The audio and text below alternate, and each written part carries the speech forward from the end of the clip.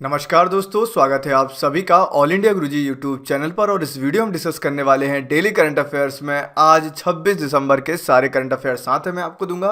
बहुत सारी extra information जो आपके आने वाले सभी एग्जाम्स के लिए जो है वो काफ़ी ज़्यादा हेल्पफुल रहने वाली हैं। यूपीएससी सीएससी एग्जाम के लिए ये मैं आपके लिए स्पेशल पूरी सीरीज चला रहा हूँ।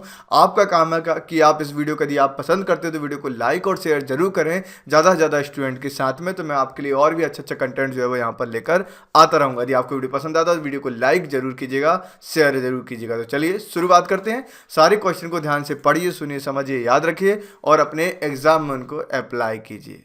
साथ में मैं आपको यहाँ पर बता दूं, आपके यूपीएससी सीएससी 2021 का जो आपका एग्जाम है, 2021 का जो एग्जाम होने वाला है, उसके लिए मात्र 6 महीने सिर्फ जो है वो यहाँ पर बचे हुए हैं। इसके लिए अनअकैडमी आपके लिए लाया है 6 month batch course for UPSC CSC prelims. ठीक है, तो 6 महीने का यहाँ पर आपके लिए कोर्स लेकर आया है अनअकैडमी। यहाँ पर आपकी बाइलिंगुअल कोर्स भी है, जहाँ पर मिशन 2021 नाम से होगा, हिंदी और इंग्लिश में होगा। पूरा का पूरा हिंदी, जहाँ पर आपको नोट्स भी हिंदी में मिलेंगे और टीचर भी हिंदी में पढ़ाएंगे। लक्ष्य 2021 होगा।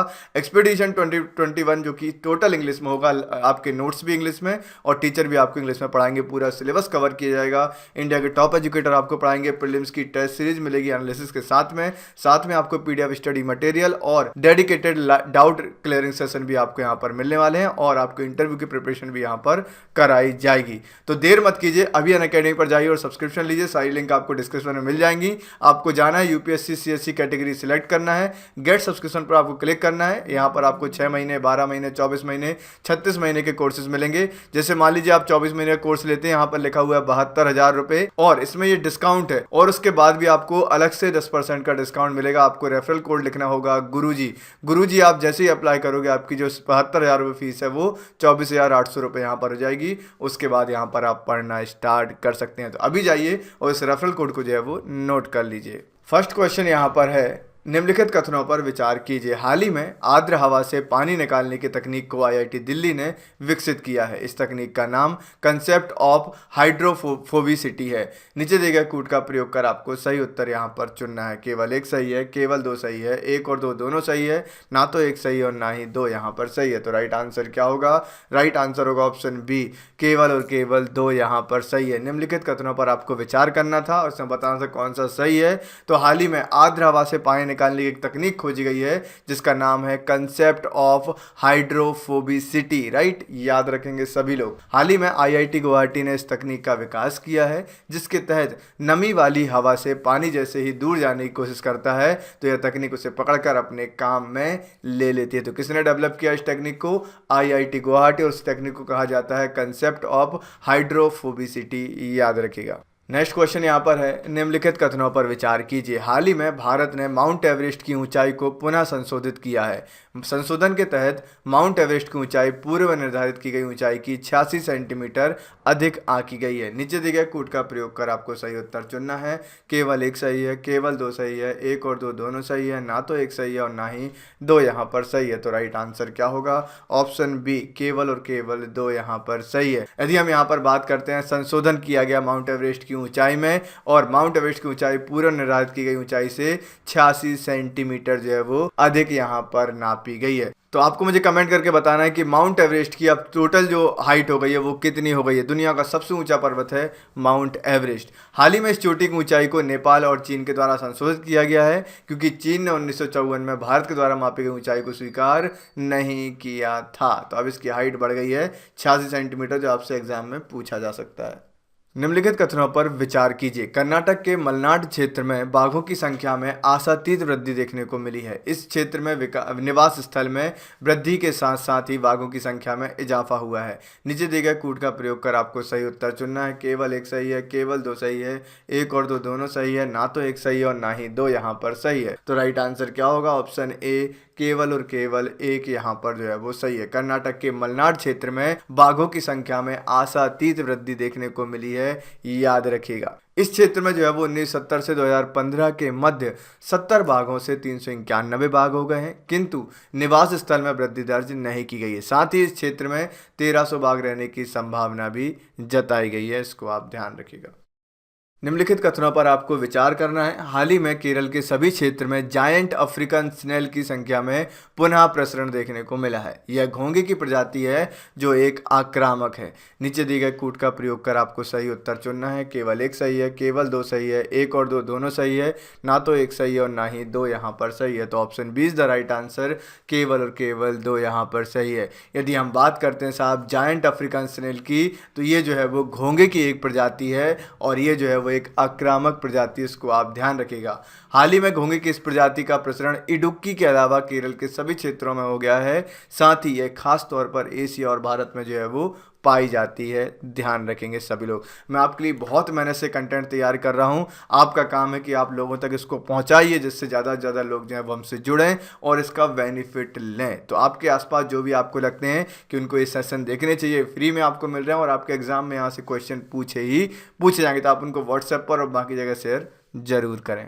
निम्नलिखित कथनों पर विचार कीजिए। हाल ही में अमेरिका के द्वारा पाकिस्तान और चीन के साथ 10 अन्य देशों को countries of particular concern CPC घोषित यहाँ पर किया गया है। अमेरिका के द्वारा भारत को भी स्पेशल वॉच लिस्ट SPL में रखा गया है। नीचे दिए गए कूट का प्रयोग कर सही उत्तर चुनना है। केवल एक सही है, केवल दो सही है, एक और दो दोनों सही है, ना तो एक सही और ना ही दो यहाँ पर सही है। तो राइट आंसर क्या होगा? ना एक सही है और ना दो सही है। तो फिर सही क्या है?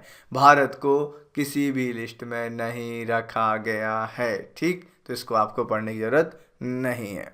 निम्नलिखित कथनों पर विचार कीजिए। हाल ही में ट्राई के द्वारा ऑनलाइन गेमिंग और फैंटेसी स्पोर्ट्स से संबंधित दिशा निर्देश जारी किए गए हैं। इसका उद्देश्य विज्ञापनों में अवैध गतिविधि को बढ़ावा देने को रोकना है। नीचे दिए गए कूट का प्रयोग कर सही उत्तर आपको चुनना है। केवल एक सही है, केवल दो सही है, एक और दो दोनों सही है, ना तो एक सही है और ना ही दो यहाँ पर सही है। तो राइट आंसर क्या होगा?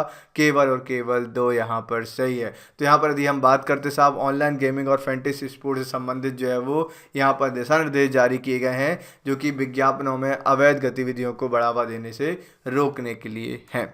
लेकिन इसको ट्राई के द्वारा नहीं बल्कि ministry of information and broadcast के द्वारा जो है वो जारी किया गया है। साथ ही डिस्क्लेमर के तौर पर यह लिखना होगा कि इस तरह के गेम में वित्तीय नुकसान बना हुआ है, मतलब आपका पैसा बर्बाद होगा, ये आपको लिखना पड़ेगा। आप कोई भी जो है वो मोबाइल में जो भी आपके ऐप हैं आप उनको इंस्टॉल करके और जो गेम वगैरह खेलते हैं और उसमें पैसे वगैरह जीतने का होता है, आप किसी को भी देख लेना, कोई भी कभी भी उससे पैसे जीत कर नहीं आया। जीत भी जाओगे तो उन्हीं को देकर ही आना पड़ता है। इस तरीके से डिज़ाइन किए होते हैं। तो अवेयर रहें और इन सब चीज़ों से बचें। आगे बढ़ते हैं। साथ में मुझे कमेंट करके बताइए ministry of information and broadcast minister कौन है? नेक्स्ट यहाँ पर आता है निम्नलिखित कथनों पर विचार कीजिए। हाल ही के शोध से पता चला है कि सिंधु घाटी सभ्यता में मवेशियों के मांस खाने का प्रचलन था। ये साक्ष्य केवल कालीबंगा सभ्यता से ही मिले हैं। नीचे दिए गए कूट का प्रयोग कर सही उत्तर आपको यहाँ पर चुनना है। केवल एक सही है, केवल दो सही है, एक और दो दोनों सही है, ना तो एक सही है और ना ही दो यहाँ पर सही है। तो राइट आंसर क्या होगा?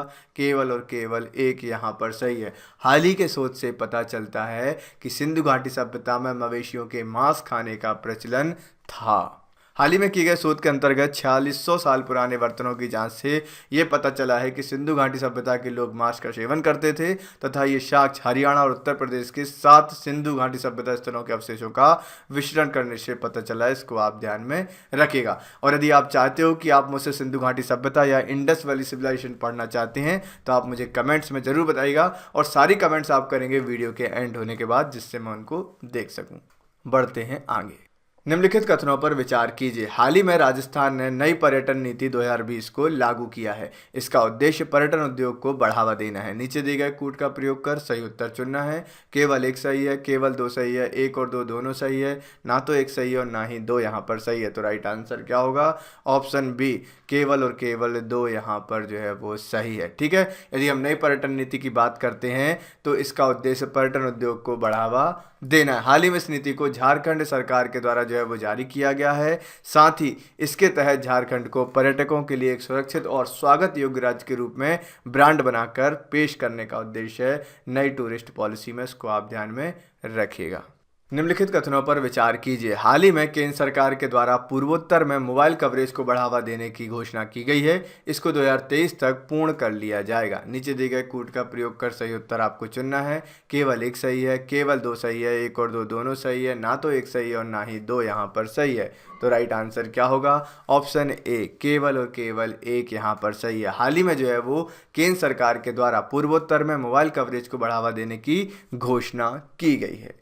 साथ में इसी घोषणा की गई जिसको 2022 तक पूर्ण करने का लक्ष्य भी रखा गया। साथ ही इसका वित्त पोषण जो इसमें पैसा देगा, फंड देगा, वो कौन देगा? यूनिवर्सल सर्विस ऑब्लिगेशन फंड के द्वारा जो है वो पैसा यहाँ पर दिया जाएगा। इसको आप ध्यान में रखेंगे। बढ़ते हैं आगे। एंथ्रेक्स किसके कारण होता है? वायरस के कारण, जीवाणु के कारण, कवक के कारण या फिर प्रोटोजोआ के कारण? तो राइट आंसर क्या होगा?